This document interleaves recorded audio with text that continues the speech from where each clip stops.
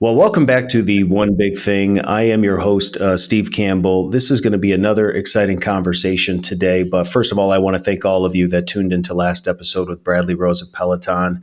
What a great conversation as he talked about being dealt a hand of having a stroke in the peak of his life and his health and some of his recovery. And the feedback from all of you that listened to the show was absolutely phenomenal. So I want you to know, as the host of the One Big Thing, how much it means to you when you respond to me and let you know how much these episodes touched you in your life and where you're at. And, I'm excited about this conversation today because this is a little bit of a throwback for me in my life.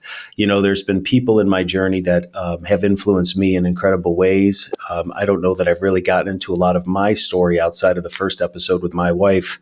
But I had the privilege and honor to play Division I lacrosse at Rutgers University. And today's guest was my coach during that time in college, who really inspired me, Jim Stagnitta. So I want to take a moment to thank Coach for really being on this episode, to share with you insights about his journey, his life, that can really, again, help you move the ball forward. So Jim, welcome to the One Big Thing podcast. We're excited to have you today. Do you want to take a few minutes here at the beginning just to let our listening guests know a little bit about who you are? Sure. Thanks, Steve. It's great to see you. You too. So, yeah, I've, as Steve said, right, my life has, and my family's life, because of that, has revolved around, lacrosse. I've been a lacrosse coach since probably started about 3 years after I graduated from college. I had the opportunity to return to my alma mater, University of Pennsylvania. Certainly wasn't my plan. My plan was to attend law school. I was working in Albany, New York, studying for my boards, bounced back to Syracuse, where I was from, and was really just starting to get ready to embark on that journey. I was coaching some high school and some junior college, and was really looking for kind of some graduate assistant opportunities, and was able to go back to my alma mater. The graduate assistant piece of it never actually came about, but I kind of, I had found a calling in a lot of ways. I was fortunate enough to find something that, I enjoyed doing every day. It was a challenge, something that, when you woke up every single day, you were excited about what that day was going to bring and the opportunity that you had that day. And, I think that that's really important. I don't think a lot of people have jobs or opportunities where they wake up every single day, and even in the best of seasons and even in the toughest of times, I always enjoyed the fact that I had a challenge to fix it and make a difference. But, fast forward, I don't know, 30 something years, Steve, right? I've been in this. I've started businesses that have been sports related throughout, and continue, at this point, to be kind of an entrepreneur in that regard. My career spanned from Division I assistant to being, if not the youngest, one of the youngest head coaches in the country at Washington and Lee at the age of 25, 26. Fortunate enough to have a really great 13-year run there. I had an opportunity to come back up to Northeast at Rutgers, where I was for 11 years. My son went on to play lacrosse, Division I lacrosse at Hopkins. After leaving Rutgers, I coached in the professional league for the first time with the Denver Outlaws. Returned to college with Penn, and then when my son went on to play, I had made a commitment that I really did want to spend some time and watch him play. I'd been on the road for the previous 20-something years, and I've continued to coach professionally since. Been fortunate enough to be one of the initial coaches in the Premier Lacrosse League, which if you are a lacrosse fan, it's an unbelievable product that the Rabel brothers have put out, and I'm honored to be a part of it. I own, as I said, throughout these years, I've started a number of businesses that have been sports related. But what I've been doing for the last 7 years with Prodromos leadership is kind of a culmination of all my experiences and what I've learned, and I'm able to put that into use in a kind of consulting, leadership development, personal development programming for everything from individuals to professional teams to colleges to corporations. So still keeping pretty busy on both fronts. But again, the coaching foundation is really the base of what my career has been. And I've been able, again, to parlay that into a number of different type of ventures. Yeah, and I think it's been something that's been common with each guest on this show, kind of what they had originally started off in life thinking they were going to do for you. You had talked about potentially law school and kind of how your life has changed. That's a very common situation that I think a lot of our listeners find themselves in. Maybe you started off in, one area thinking you were going to do one thing with your life, but life happened, opportunities came, you answered every door that opened, and now it's not necessarily what you started out on. But I know from a lot of our listeners that they've said they wouldn't have changed anything. They couldn't have predicted it, but they wouldn't change kind of where they are today. And so I think that's really important, that if you find yourself out there listening to this show and maybe you're going down one path in life, Brett kind of talked about it in episode 3. You never know what door is going to open or when the letter is going to come that can change your life and inspire you. And you have a very prolific career. I want to dive into a lot of it today, but obviously I had firsthand experience with you really as an authority figure in my life. And that's one thing that Rachel and I talked about. A lot of your identity in your late teens, 20s, and 30s is really formed through parents. It's formed through coaches. It's formed through managers and CEOs. And you played such a pivotal part in what was a very tough part of my life, dealing with a sports injury. And you always instilled confidence in me, both on the field and behind closed doors. And so when I thought about, this show and people that I thought could come on and inspire other people, you were one of the top individuals from just my journey, not because of just your coaching accolades, which I want to get into today because it is pretty incredible, the things that you've been able to achieve as a coach, but also kind of diving into your role now as this leadership consulting and really insights that I think could help inspire a lot of our younger listeners that are honestly trying to figure out life and what in the world they're supposed to be doing as parents, as spouses. And so, your journey has been incredible. The Professional Lacrosse League. We got listeners that may not even know what lacrosse is. If you haven't, go watch it on YouTube. It's one of the fastest games on turf. I loved it growing up as a kid, and just some of the high level marks that you've been able to make in your career, especially in the Professional Lacrosse League. I was watching a video the other night, kind of you. And as I say, with every guest that I have on, many of them I know personally, but some of them, I have to do some due diligence on. And I just wanted to, catch up with Coach Jim and what he's up to. And what I loved was kind of watching your success in the Professional Lacrosse, the Premier Lacrosse League, the PLL, and just some of your championship experience. Do you want to share a little bit about what that journey was like through all these years coaching to hit that high water mark of winning those championships kind of later in your career? Yeah. But, when I look at my career and I look back, and it's something that, again, when I have the opportunity to interact with coaches or CEOs, right, of any level, high school or college coaches, leaders, managers, as I said, CEOs. One of the things I think is really important, Steve, with people, and this was, again, for me, what I've come to, what's become really important to me is that I continue to evolve, right? That I continue to be a kind of a lifetime learner. I believe that I can learn and get better every day from every interaction, from everyone I deal with. Many a times when, my partner and I have programming or interaction with what we call our partners, we come away learning sometimes, as much as they have, right? And I look back sometimes and I look at me at 25, and then I look at me now and in the way I approach things. And, I think what you have to be careful of throughout your career is how you define success, right? Sure. If I just define success as wins and losses throughout my career,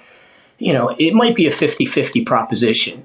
I've had many more successful seasons than I've had failures, but I've had some I've had some ups and downs and some tough patches. some by my own doing and some by some, cards that were dealt me that I didn't have control of. But when I look back and I look at my career, certainly I won championships here later in my career. Part of my MO was kind of, I was able to come into situations that were struggling and turn them around. Absolutely. But, when I look at it, what I would consider some of my greatest successes, it's a little bit like what you just said, right? And I do appreciate it, and it really is important to me. And it was then, is the impact that I've had on people's lives, right? As I was a young coach, guys were not that much younger than me. And, now guys in their 40s and 50s who have kids now are reaching out and reminding me of interactions or things that happened to them during their career that I handled or helped them or assisted them or gave them insights to or supported them in. And, to me, it's really humbling because through a lot of that, I was a young guy. And sometimes I look back and a lot of it was organic. It happened just naturally, maybe because of my upbringing, maybe because of my athletic career. But I define my successes. I mean, one of the greatest successes of my career was probably one of the most disappointing situations that personally and team-wise that I ever dealt with. But now I look back and I see it as one of my greatest successes. So I think we always have to be careful about how we define success. One of the problems with high achievers that we see, and again, I was one of those guys. I got into lacrosse because I just loved being in the locker room. I loved the sport. I really had a commitment to development and making people better. But then once you start to find that success and you become a coach of the year and you turn around some programs and you become, you gain this notoriety, you don't tend to sit back and enjoy it, right? You don't appreciate those things. You're always looking for that next great thing, right? And when you look for that next great thing, you miss all these parts of the journey. And throughout my career, and at some points, I kind of lost focus of that, right? But when I was able to hit that reset button and go back to, my real purpose for doing it, I always could, I found that balance again. So, my successes and when we started to win championships at the PLL level, at the highest level, I still look back and say that, my greatest successes are not the championship seasons or the coach of the year honors. It's been the journey and the friends and the impact that, I've been able to make. And again, to me, it's really humbling. Well, and I think for your journey as a coach, for people that didn't know, not only did you win a championship at the highest level one year, you repeated as champions the next year, which to any coach, to any sports athlete, it is very hard at any level of sports to repeat success year after year in the same capacity. So that is a testament to you as a person. But something you just said that I found fascinating, and I don't know if there was necessarily a blueprint for how you did this, but one thing that you had just mentioned was that you kind of lost focus along the way and you had to kind of reset. Was there anything intentionally that you did that helped you? Was there any train of thought or just the way you went about your days that kind of helped you work through getting that focus back that could maybe help somebody that could raise their hand and honestly say, I've kind of lost focus a little bit too? Yeah. Look, it was kind of on the, it was the back half of my time at Rutgers, and I'd been successful. I'd never had a losing season. I don't think I had a season. Well, my first year at Rutgers was a turnaround year, and then year 2 and 3 were in the NCAA tournament, and coach of the year, and having these great, these great seasons, and again, he did it again. Look at what he's accomplished. But that being said, I had some things that were out of my control, some NCAA stuff that took place before I got there and things that we didn't talk about at the time, right? Loss of scholarships, significant scholarship loss, cutting down a team cap significantly, I was hamstrung. And instead of, while I embraced it, I've always said, control what you can control.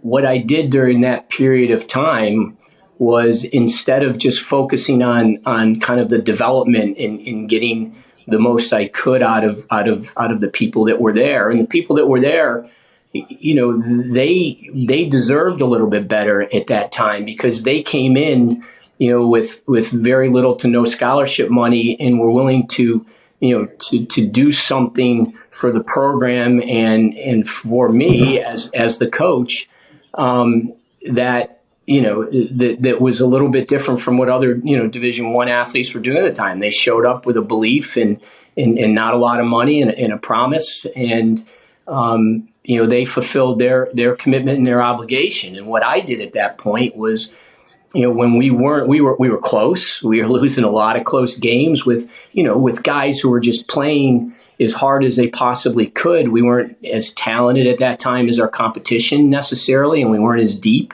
and we certainly didn't have the resources that other people had, but we were right there, but we weren't winning.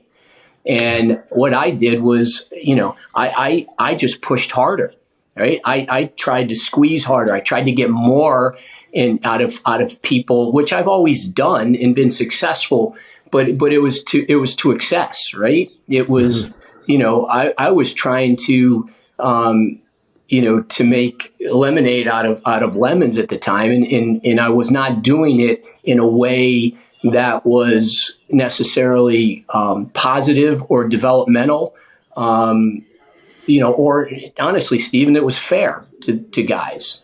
And I was miserable. Losses, and this is when you really need to change something, right? When wins become a relief and losses are physically painful. And I was no longer at a point, I was no longer working in the best interest of what I considered the players. I was working towards my self-interest and my, this is me. We should be winning. I've got to win. And, and it's part of the challenge I think you see in all athletics, not just big time athletics, right?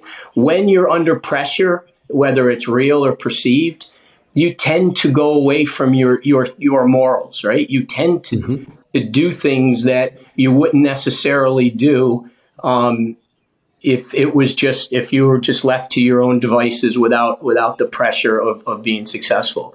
And you know what? And my wife, when you're in any type of occupation where there's this type of stress and pressure, my wife was always the one that brought me back. Always. Yeah. My team was about my family. This. They would come to my house. We'd have dinner. To this day, some of the people I spent more time with players than I did with my children when they were young. I was on, and my wife, helped me. Not just help, but really said, look, if you can't do this the way the way it needs to be done, and if you can't do it in a way that is going to make you happy anymore, then you shouldn't be doing it, because you're not doing anyone, you're doing everyone a disservice, your players, yourself, and your family. And, at that point in my career, I really had to hit a reset. I had to evaluate, why did I do this in the first place? And I didn't do it to win championships. I didn't do it to win Coach of the Year, right? I didn't do it for the accolades. I did it because I love the game. I love the locker room. I love developing people. I loved being able to help people. And, it wasn't a long period of time, but it was a season. I got away from it, and I wasn't me. I wasn't accomplishing what I had done. And by the way, one of the reasons that I think we're successful, I've been successful at every level, is because of the communication and that I truly care about the people in the locker room, whether you're the star player or you're the guy who's just coming to practice every day and working hard. So, that, to me, success, in the way I define success, as I look back on my career is not on the championships. It's on the people. And again, this is, I think it's really important. It's the legacy in what I've, the impact that I've had, hopefully, on people. Well, I think you've touched on that, and I can tell you, somebody that had the honor of playing under you, that's definitely an impact that you made. Whether we knew what you were dealing with behind the scenes or not, we still looked at you as the lead of our team, and the dividends that's paid when guys come back on campus or they want to see you and they reach out to you. And I think this has been another common theme that's come up with all of my guests. None of us ever have any idea when controversy or drama or situations are coming down the pipeline, because if we actually knew and could plan for it, we would probably fail miserably.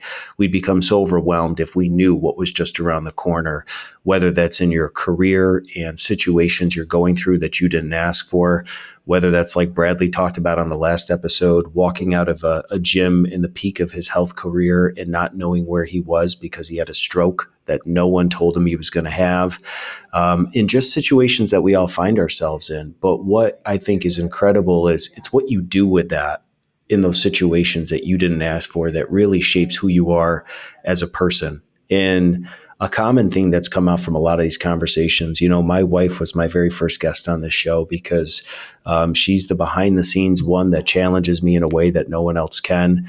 And you could be a colleague of mine and say something to me, I can brush it off. You could be a friend, you can brush it off. But man, when it's your spouse and they put their finger on the thing that you don't want to hear in the moment, that you don't want to hear, boy, it cuts like a knife. But if you're honest with yourself, if you will really think about what was said, it's pretty revealing how spot on our spouses can be with things that challenge us, maybe in a way that probably in your world, administrative people try to. But when your spouse is the one bringing things to your corner, man, those are the crisis moments that it's what you do with it that really shapes what the next 20, 30 years are going to look like. Because we all get glimpses of parts of our life that are ugly, that are blind spots. But what you find is, at least in my life, people that become victims in life are the ones that don't deal with the things that as they come up, it's always somebody else's fault. You didn't ask to have these scholarships taken from you. It was just the cards you were dealt, as you said. But it was the fact that you recognized, I gotta hit timeout here. I'm not the person I thought I was going to be. And it may not be coaching. You got a lot of young people that are stuck in their marriage. Their marriage isn't what they thought it was going to be. Uh-huh. They're raising kids. They're not the parent that they ever thought they were going to be. They've said things to their kids or thought things inside about their kids that, boy, they never imagined when they thought about having kids would ever be present. And these are revealing moments for all of us where it's like, where did this come from? And why am I responding this way? Whether it's in work as a coach, in your personal life, in your marriage, or with your kids, or just the way you are living your life and the legacy. And that's such a key point too. There's so many people that are in their 20s, 30s, and 40s that is really the demographic of this show as far as listeners go, that don't have a long-term view of their legacy. Everything is so seasonal. It's chapter by chapter. It's surviving today, that it's very hard for many of us to actually, in the concept of time, be able to realize, man, I'm in my mid 30s right now, but it's a long-term play. I'm working towards a legacy that's really hard to define right now, but every decision that I make or every inaction that I don't make can affect the legacy of the way my kids view me or my spouse views me. And so even in your world, what I would say is it's got to be so much harder being a coach, because even though you don't want to be defined by wins or losses, so much of what you do is defined by wins or losses. With us in our working fields, man, if we blow a meeting with a client or whatever, it doesn't count as a demerit against us. Yeah, maybe it's a learning opportunity. If you blow it with your kids, there's not a win-loss record as a parent. You just have this internal self-reflection. But when you're a coach, and that has got to be so hard for part of your journey where you've been a winner everywhere you've been. And here was a situation that you just shared about where it wasn't working the way that you thought, many times beyond your control, but how that wasn't the end of the story for you, and how you were able to take that very real raw moment of this isn't the person, I'm not the person I thought I was going to be in this moment. And how, now looking back over the last 20 years, the success you've had, to help any listener out there realize the season you're in is temporary, but it's what you do with it in this moment right now that is really going to set up the future that none of us know is going to come. But all the accolades, and you've gone on to win Coach of the Year at almost every level you've coached at. So I just think it's very cool if somebody that played under you, that time that you were there, those 11 years, didn't force you down a path of negativity, but how you were able to come through it. And that's probably launched you into a lot of what you're doing now with these side businesses, with leadership. You're speaking from a place of real experience of what you've been through in teaching. So I know you've coached, I know you've talked about leadership. As you've been looking back over these years and kind of what you're doing now, what are some of the maybe biggest takeaways that when you get a chance to speak to players or business owners or whoever, are there typical life lessons or themes that you find resonate with wherever people are in life, organizations or sports academics? Are there certain themes that you've realized in your consulting field that really resonate or bring us all into this human experience of we all kind of go through these things? Yeah, you hit a great point, and I'm going to backtrack first before I touch on that.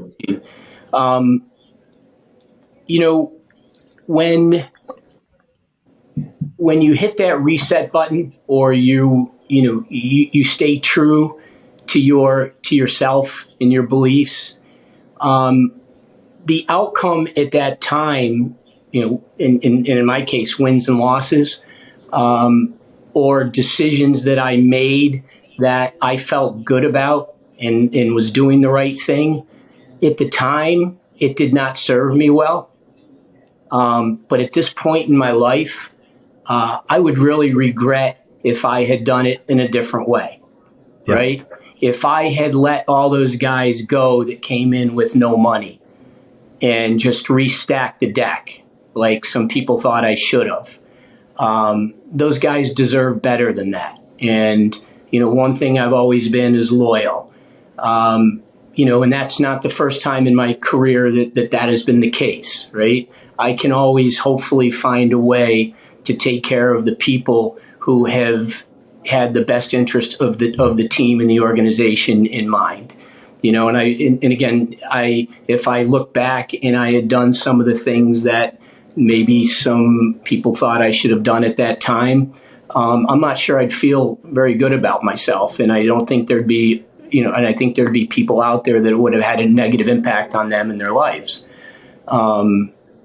So, short of that period of time, which I believe I salvaged by my final decisions, I look back and I'm comfortable with the decisions I made, and we have to live with the decisions we make, right? Yep. Every decision we make has there's an outcome.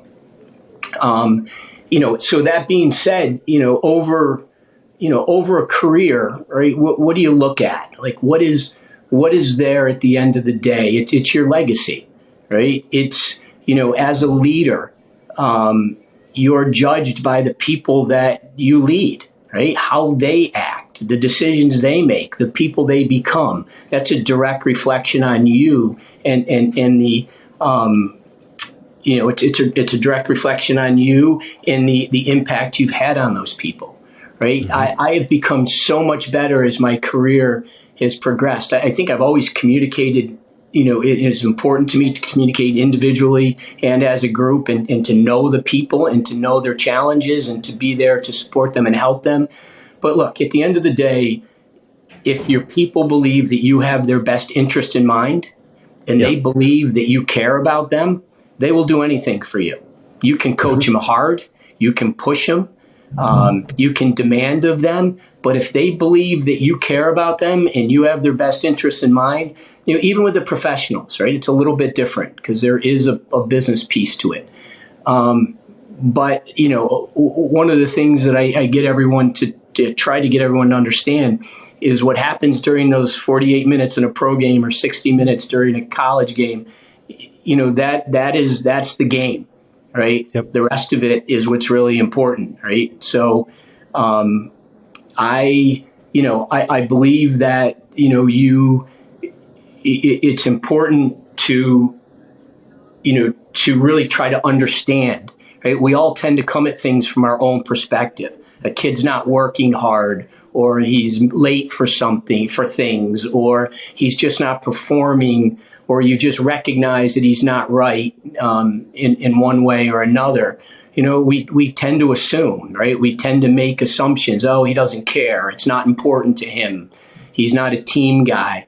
In what I've learned over time, and I learned this at a young age, but it's really even more important as I get older, and particularly professionals, is to be more curious, right? To ask more questions. Hey, I noticed this happened. Or I noticed I noticed this, or I see this. Can you tell me about it? Right? Because if you don't, it just comes from your own personal perspective, and that's just you, right? It's not an informed decision. It's not an informed thought. So I've become much more curious in my approach to both coaching and in development in leadership, right? In communication wise, at the top, you don't always have all the answers, right? In fact, more times than not, if you don't have the right perspective, you're not going to have the right answer. If your people and your players or the people in your organization are participants in decisions or in policy, it's theirs, right? Giving people ownership, giving the people around you the opportunity to be part of the solution, right? Then they own it. Then it's theirs. It's not just yours. There's so many little things I've learned, right, over the years, is that, success, failure, if you don't fail, you can't learn, right? And failure is fine as long as it's not out of negligence. And people don't fail and do things wrong on purpose. There's so many little things that I get to share right now that if I knew them when I was 25, 30, 35 years old, I can't imagine how much more effective I could have been at that point in my career. Yeah.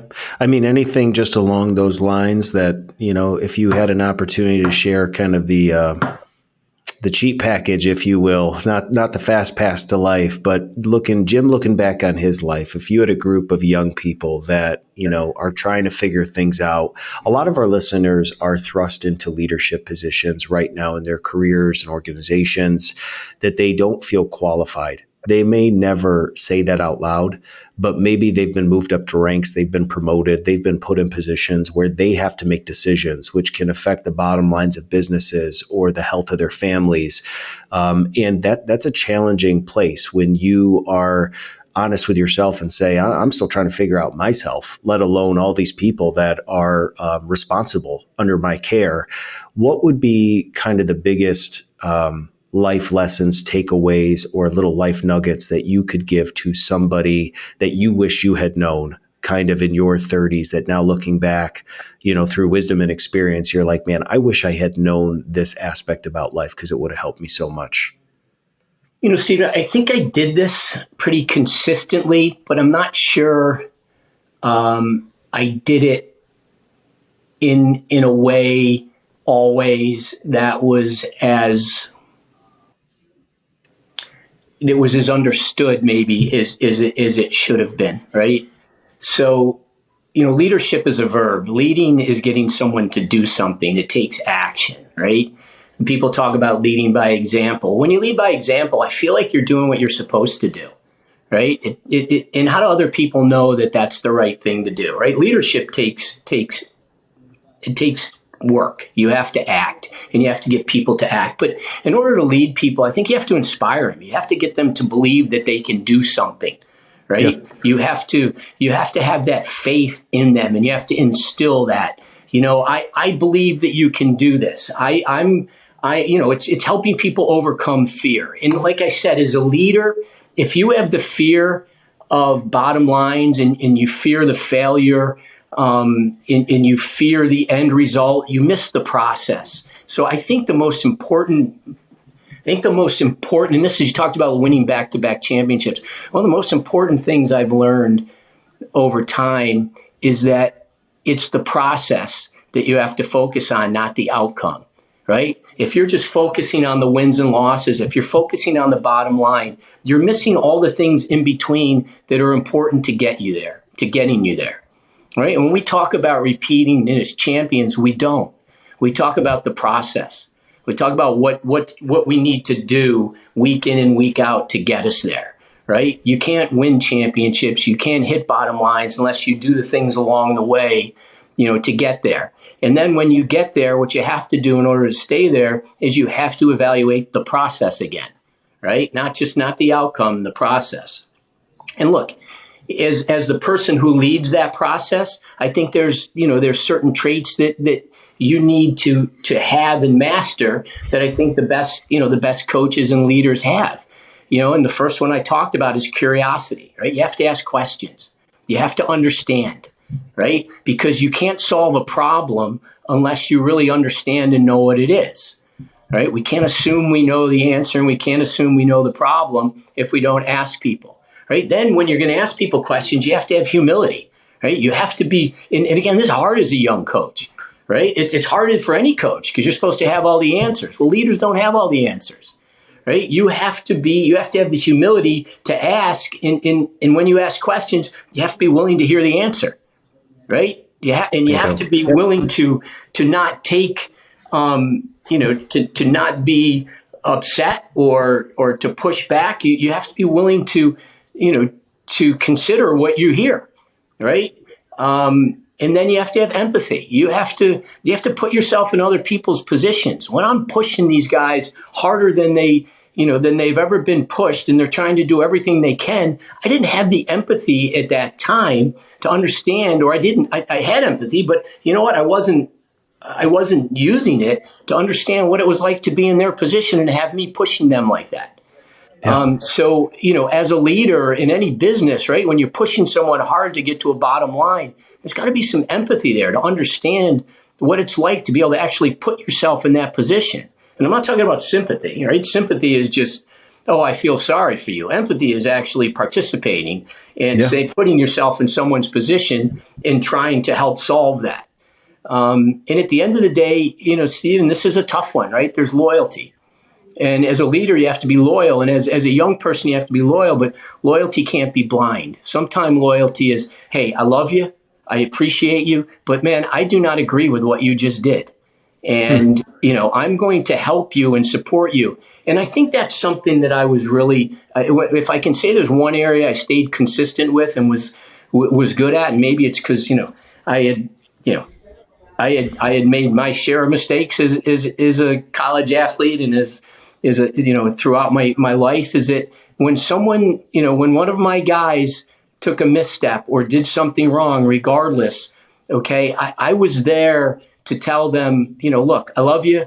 I appreciate you, but this is unacceptable. And, you're going to face you're going to face the ramifications of this, but I'm going to help you. But, here's the plan that we're going to follow, and I'm going to support you. And, but again, I'm not going to tell you this is right. Right. And sometimes we have to judge the action, not the actor.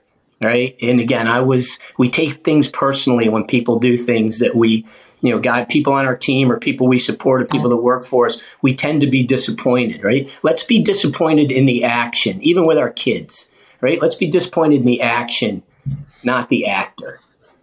Well, you just covered so much, and what a framework. But thinking back to part of the conversation with that tough time coaching, you thought the answer was just to try harder, to squeeze more. And I think that's maybe where a lot of people find themselves when they're backed up against the wall. If I just try harder in my career, if I just try harder as a parent, if I just try harder with my marriage, then I must get more from it. But that's not always the result, because many times we need to take a step back to honestly move forward. And there is a lot of things that people need to self-reflect on before they ever bring a situation to another party, be it your spouse, be it your kids, be an organization. And that framework that you just laid out of asking questions, having humility, but also having empathy, you nailed it on the head, that when you're leading people, whether it's your children, your spouse, or in the work field, you can say there's always an open door and tell people that you're always approachable, that you're always available, but your body language, your disposition, and the way that you're responding before they ever ask the question can completely negate what you've said is the situation. So learning to come from a place of, if you want to ask questions, then be willing to listen. And if you're going to listen, have the humility to understand that you may not understand the entire situation, because we all have situations at work with colleagues that we struggle with, or family members, or what have you. But unless you've walked in their shoes and have empathy for them, you don't know that they may be struggling with infertility. You don't know that they may be struggling with raising a kid that they just can't at night. This is the kid that they talk about, that they can't get to do what they want to do and is causing trouble in school. So now they're showing up at work the next day, and what you're getting is the raw reaction of the fact that there's things going on in their inner life and inner world. And you just think, you don't want to be around them. They're toxic. But if you don't take the time to ask those questions and understand what they're going through, but not because you're trying to fix them. And I think that's in my experience, what I've had to learn the hard way is, it's not my job to fix people, but it's my job. This is why I have this show, to encourage people, to inspire them, to ask great questions, because your story, even if you have somebody in their 20s or 30s, they can take a lot from you, just as they did from Bradley, just as they did with Rachel, because we're all human beings. And it's what you do with the information that you receive, which defines what the next chapter of your life is going to look like. So for people that are out there today, and even just the last part that you hit on, it's that you don't agree. People have to learn to develop confidence in a way that living within your morals, living within your values, if there are friendships, if there's relationships, colleagues, what have you, and you don't agree with the way somebody's doing something, having the heart to have a conversation with somebody that you love them enough to share these things with them. And obviously it's on them how they receive that information. But whether it's your players that you spoke about, hey, here's the deal. This happened. We're going to have to work through it. But you know what? I'm willing to help you. There are a lot of people that are out there today that wish they had somebody that'd be willing to be what Coach Jim Stagnitta is to them in their real life, to recognize them, to see them, to understand what they're going through, and not just to share all your intimate details with me and then, good luck, you're on your own. But when people are raw and authentic enough to say, Jim, I'm struggling. I may give off this persona of I know what I'm doing all the time and I'm, this, but my wife and I are struggling. It's real friendship when you go, hey, let's hang out there for a minute. Tell me what's going on. I had no idea. But then being willing to take the extra step and say, you don't even have to tell them I'm helping you, right? But just being willing in your own heart disposition to say, wow, this person needs me, because you have no idea how that single act of kindness could spark a life change in a way that if people are, maybe you've never coached, maybe you've never won awards, but I got to imagine there's people in all of our lives right now that if we were being really honest with our situation, we could be handling those relationships in a much more authentic and honest way that could really help inspire that person to go be the best person that they could be, which could spark another person and another person. So I love that framework that you shared, because it is extremely helpful for all of us that are trying to navigate relationships and situations. Yeah, there's a concept that we talk about, and it really, it's something that hits home with me as we started to develop these concepts.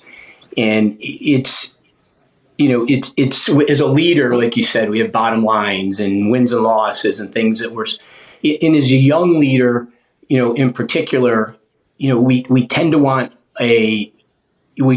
people around us who are obedient, right? Who do what we ask them to do what we tell them to do. When I was a young coach, Steve, my guys were obedient. I was young, they were obedient. I asked them to do something, they did it. I mean, I just had the same situation, this weekend, on TV in a game, right? I have a guy who, I'll tell you the story, but first and foremost, when your people are obedient, and when the people around you are obedient, number one, they're afraid. They're afraid to make mistakes. They're afraid to, they don't evolve. All right. They're not going to be creative. They're only going to do exactly what you ask them to do. Right. Yep. And so, from a lacrosse frame, I'm coaching at Washington and Lee. It's probably my first year. I call it timeout, and I set up a play against a man-to-man offense or defense, and my team goes out, and the other team's in a zone. And you know what my team does? They run the man-to-man play. You know why? Because they're obedient. You do exactly what I said. They're afraid to innovate. They're afraid to make a decision. They're afraid to make an adjustment. I wasn't preparing them for the unknown. I wasn't creating resilience in them. Right? All they were doing was what they were told. Fast forward X number of years, I take input on everything we do. I ask questions in the huddle. Now, I am the leader. I have to make the final decision. I want to hear what they say. I want to know what they're thinking. I want them to be comfortable. And I do this. This is the same. It's across the board. Everything I've ever done and learned in sports works in the boardroom. It works in corporate. It works on factory floors. It works with professional coaches and athletes. It's the same. I take input. I want to hear. Right. And then I make that decision. And there's times when my guys have to be obedient.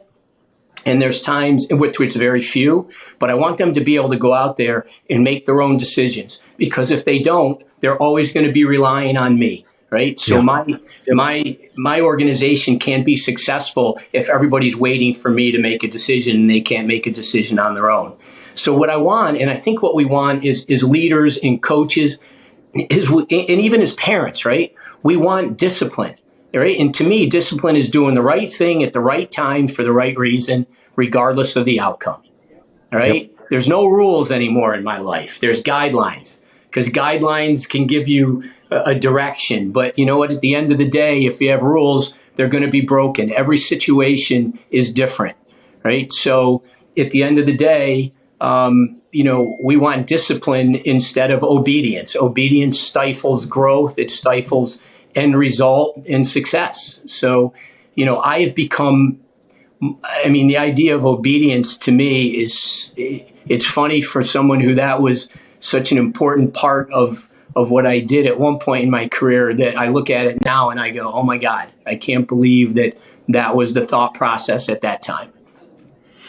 And I think that's such a key point for all of us who, were where you were maybe, 20, 30 years ago, where you're going out every day to make a paycheck, to have a career, you're going to provide for your family. Then you come home and you have kids, and now, you never get a break. You just now have to go into that realm and be a parent. And I think it's learning how to celebrate, I don't even want to call it success, but just wins in the natural way of life. Our kids, we have 4 kids under 7 years old. So I have a 7-year-old son, a 6-year-old son, and then identical twin girls that are 3. Jim, I basically have a varsity lacrosse team in my house of kids that are freshmen to seniors, all in the same. They're all learning together. And there's definitely days where it's frustrating, because you want that obedience. You want that discipline. It's, hey, I told you to do this. Why can't you help me? Why can't you do it? And you forget they're 7 years old, right? And what happens is our kids, I have found, tend to be more loose when they're with us as parents. They tend to be more fun. They tend to be more crazy. But man, when they're in school, they're good kids. And I think as parents, it's so hard when they're not doing the things at home that you wished or that you had hoped, that you feel like maybe you're failing as a parent. Why can't they pick up after themselves? Why can't they do the things we ask them to do? But what my wife and I have tried to do, and it's not always easy, is when that teacher says, your son is one of the best kids in our class, is not to become embittered that why can't he do that at home? But it's to learn to celebrate that at least within the people we want him to do that in front of. But man, destroy our house if you have to, if that's what it leads to. We're still working on the other side. But it's learning how to, in this season of life as young people, celebrate wins as they come along, not to stay there, but to recognize that not everything is going to be easy. And that's what we've talked about a lot in the show, is you get the ability to choose your hard, Marriage is hard, parenting is hard, coaching is hard. But it's those breakthroughs and those little moments, those team successes that can build you up and that can lead you and that it can inspire you to go help other people. So I love, some of what you said too, and I had wrote this down, is I used to have this saying that I would tell myself all the time, that life is not about perfection, it's about progress. And at 36, I can tell you that I'm wiser, hopefully, than I was at 30, than what I was at 25, that I was at 20. And it's learning how to, recognize and self-evaluate what are things that I can do, not just to be better for the sake of being better, but to improve as a father, as a husband, in the workforce, by listening to people that are further along down the road, that are sharing backwards insights that have helped them. Take that stuff, apply it to your life, but then also, how are you inspiring people that are in the same season as you? Because we're all searching for hope right now. There's so many people that just feel lost, they feel stuck. So much of the world's being thrown at them. And just the framework that I think you've given today in some of these, trains of thoughts around your coaching and what you've learned are so applicable. But I also, and we didn't talk about this at the beginning, I also want to give young people the permission to also have some kind of mechanism in your mind to know when you've done everything that you feel you're supposed to do. Maybe you listen to this episode, you've taken all the personal application that you shared, you're going into your workforce and you're trying to implement this, but the people in front of you, the authority figures, they're not moving in the same direction that you are. You also have the ability that if you've put your heart in the right position and you really are in humility trying to make things work, there are certain times that, especially as young people, you have to make a decision, which is, do I continue to stay in this environment that is honestly stymieing my growth if you've done everything you're supposed to? Or when do you need to begin to bet on yourself that maybe there's something else out there, a different culture, a different work environment where people really do appreciate the things that you're talking about? And there's a huge difference between you didn't try, you blew people off, you're mad at management or you're mad at the executives in front of you, and so screw them, I'm going to go get another job, versus Jim, I'm taking everything you're saying today and I'm going to at least try to implement this stuff in my life. And if you can help turn around cultures like you did with teams, go do it. God bless it. That's exciting to know that you could be an agent of change in the place that you work, but to also give you the ability to know that if you've tried to do some of these things, but the people in front of you aren't willing to be open to some of what you talked about, to kind of have a mechanism to know maybe when it's time to either go seek out a different opportunity. And I don't know if you've ever spoken about that in your leadership, but just how do you know, for some of those people that might be in the midst of this, how do you know it's time for a change? And do you have any, recommendations from your experience of just things that you would share with somebody who feels kind of stuck with the situation they're in? It's a great question. I was just thinking about that as you were talking through this. What we have started to do, and again, I'm going to give you a front end answer and then I'm going to give you the individual side of it. We have started to, when we work with, and again, we've worked with professional teams. We've worked with, head coaches, staffs. We've worked with major corporations. And, if the leader is not willing to evolve and Yep. does not have that humility and thinks we're just a magic dart and they're going to check off a box.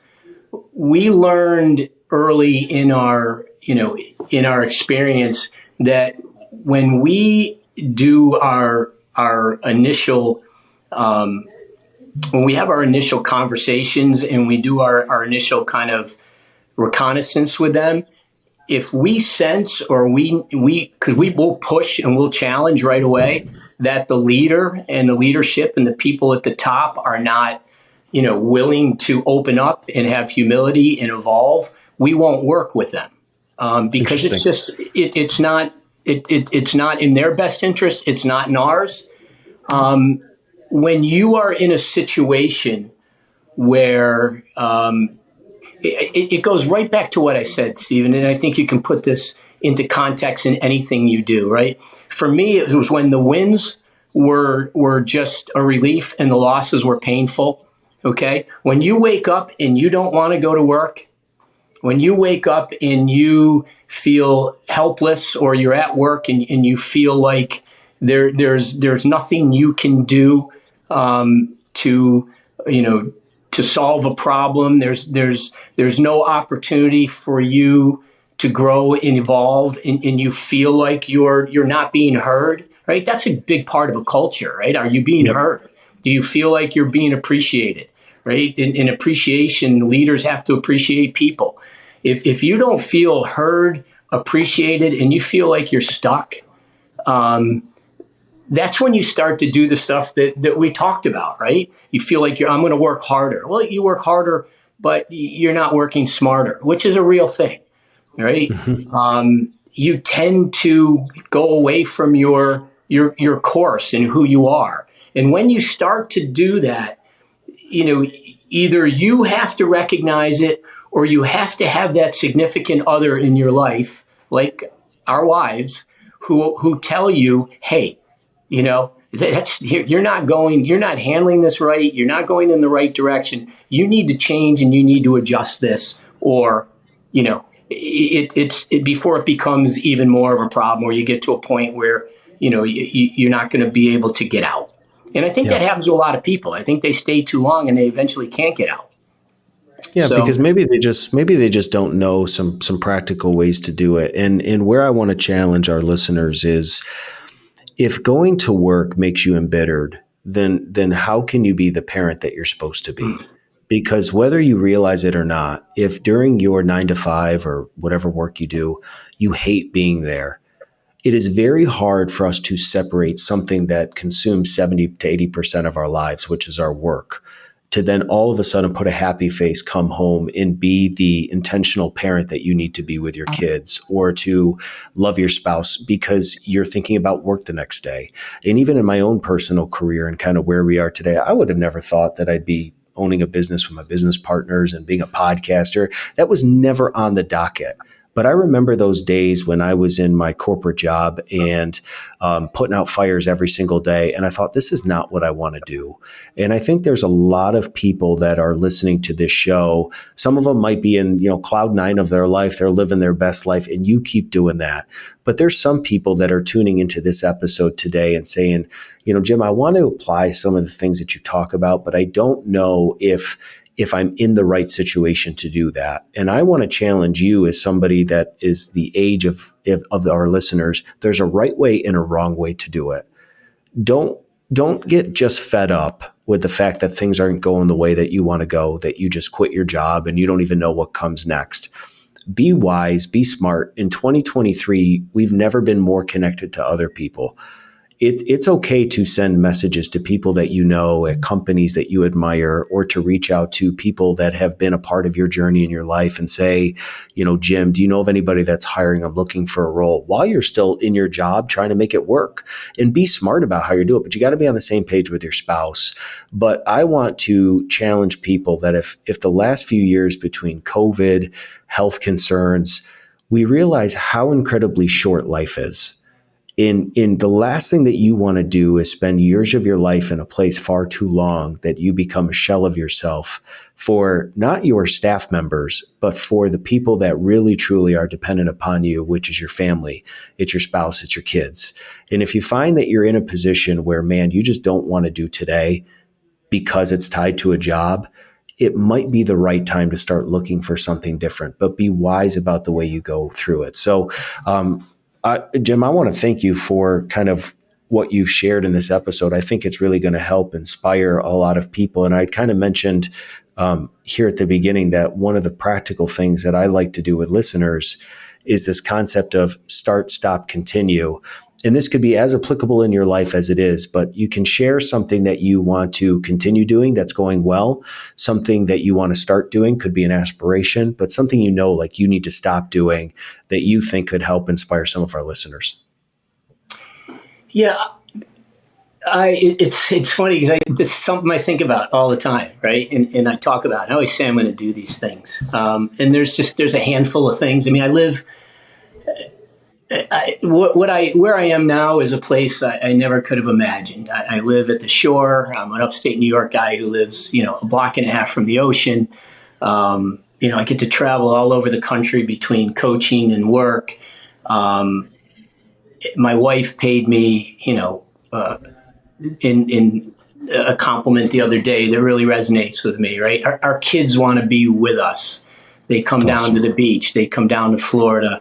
And I'm not sure that was the case when I was, when I was in that place during that point in my career. And as she said, I've become a parent. I'm the guy they come to now with things. And, it's so there's, and people would look at you and go, well, why do you continue to even do the things that you do at this point in your career? Like, you travel all over the place. You fly, X number of times a month. What I want to continue to do is I want to continue to use all the experiences and that I've gained throughout my career. And I want to continue to help people to evolve and develop. Even with lacrosse stuff, all the events, I started the first, team tournaments, which I look back now and I go, I hope I'm not the reason that this is as crazy it is right now. But what I do now is I've gone back to the teaching piece, right? I just ran a camp with 10 college coaches like the old days. And the coaches loved working with other coaches. The young coaches got to see the older coaches and they worked together and they learned. They don't collaborate anymore like they used to. So to me, to be able to continue to help people develop, to help them grow, to help them to not maybe, you're going to have to make mistakes, but to give them some insights to maybe not have to learn the lessons is, the way I had to learn them, right? And to help them to jumpstart and their careers and get through some of these lows that we all run into, a little easier than they would have. So developing and helping people. And that was that was why I got into coaching in the first place. So I've kind of come full circle, with that. Steve, I'd love to, along the lines of that, and it's part of it is finding time. I'd love to put what I've done. I'd like to put pen to paper. I've started it here at times. I'd love to be able to write a book. Come on, Jim. I'm going to hold you accountable now. I know. I got to find the time to be able to do it. And, there's other things I'd really like, being a coach my whole life in working and doing all this stuff. Like, I don't have a lot of hobbies. And there's things I want to do, right? And I want to travel. My kids have been all over the world, right? And I've been to Canada, mostly to recruit. So, I'd like to be able to do things, but I'd like to do it with them, right? I really want to enjoy this time with my wife, who was a coach and who was an athlete, a two-sport athlete in college, and who, has gotten me through all of this and has really, been the one who, she's raised me over the years in a way my parents have raised me, right? She's helped me become and grow. What do I not want to do anymore? She tells me all the time, like you give, you help all these people, you do all of these, you work with these big time coaches, you work with these corporations. I need you to do what you say more often. Right. And it's true. Yep. Right. I have to be a better version. I have to be a better version of me because I'm not always the one who does what, we all fall back at times. Right. And I want to, I want to be better at not falling back. I always catch myself. Right. It's nothing like it used to be. But there's times where I say, what I would tell if I was consulting or working with someone or developing them, I would tell them to do exactly not what I just did. So being able to, to be a little more consistent in that. Well, I think what's great about that start, stop, continue for you is even if you're real and honest about yourself right now as a parent, where maybe you wouldn't even want to be around yourself, you've blown it with your kids. Story's not over. No, you got time. But what are you going to do with it? If you've recognized through this podcast episode, man, he's kind of put his finger on some of the stuff that's not so pretty in my life. What are you going to do with it? And I think that's the whole point of why I started this show, which is once you become aware of something that you want to change in your life, what are the steps that you need to take to improve, to not be perfect, but to at least move the ball forward and make progress. So your story is a testament to that you're somebody that your kids want to be around now, which I think is aspirational for all of us, that no matter where you are today, it's not the end of the story. We can always be better and improve in ways that people are attracted to.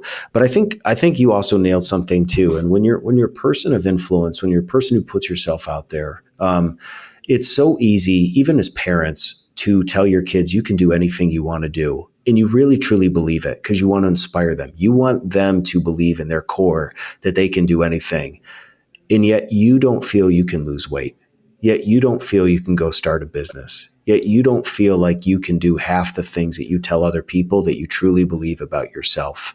And so, I'm not talking about the self-love, self-care, weird stuff, but just what are the things that you so easily tell other people that you truthfully need to start believing about yourself? Because we can be our own worst critic. And these may never be words that we say out loud that no one sees it. Because again, talk about all the time, social media, we put only the good out there, about what we want people to see. But there are some people that are dealing with some very negative trains of thought about themselves, whether those were things that were spoken over them growing up, whether it's through failures that they've experienced. You got to learn to set yourself free and give yourself permission to know that what you are telling other people you can do, you also, with the right keys, can start to make progress in your life. So a couple of things from this episode. Now I know that I can wait for that book to hit shelves for you, Jim, and to also see you travel and to really celebrate, I think, the good that your wife and you, she may have never been on the sideline with a whistle coaching with you, but any one of your players will know that when we used to come over for team meals and spend time, she was that motherly figure that a lot of us needed in those formidable years to know that we could do it. And so getting out and celebrating those things, I think, would be huge. As we bring this episode to a close, if Jim has inspired you, if you'd love to get in touch with him, we will include, obviously, in the show notes, some of his contact information so you can reach out to him to get more information. He is an incredible coach, motivator, leader, consultant. And again, my big ask is if this show, just like any of these episodes, has ever inspired you, share this with other people. But also, if you'd be willing to get on, leave a write-up and review about what this episode meant. You never know how your words could inspire somebody else to want to take a listen. So, Jim, after almost a decade of being apart and spending our time together, I love that life always comes full circle. So I want to, as the host of the show, thank you for coming on the One Big Thing podcast and sharing all that you did today. Thank you, Steve. It's great. Proud of you. Well, thanks for spending some time with me. Again, my whole purpose of this show is to help you move the ball forward in your life. There's plenty of ways that you can connect with us. You can watch this episode over on YouTube at NQR Media. That's NQR Media. You can watch all the past episodes of The One Big Thing. It's also available on all podcast platforms, so get on there, listen. But I could use your help. I would love for you, if these episodes have inspired you, to share it with your network, because you never know how these stories of inspiration can help somebody else that may be in need of it. But if you could also be willing to leave a rating and review, your rating and review are going to help algorithms and these podcast platforms know the One Big Thing means business and it's worth a listen. So please subscribe, get on there, leave a rating and review, and let's move the ball forward together.